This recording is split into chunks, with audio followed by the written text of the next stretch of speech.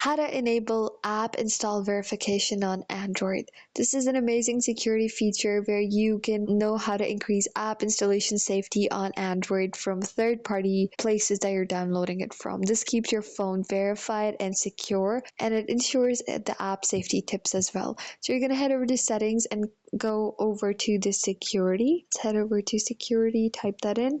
And from here, we're going to navigate and find install unknown apps, either in the app management, permission manager right here. We're going to click on it. This is a permission manager. Let's start off by unknown apps. Here in the uninstall unknown apps section, from here, we are going to click on install unknown apps, and we're just going to enable and verify apps for more security while installing third party.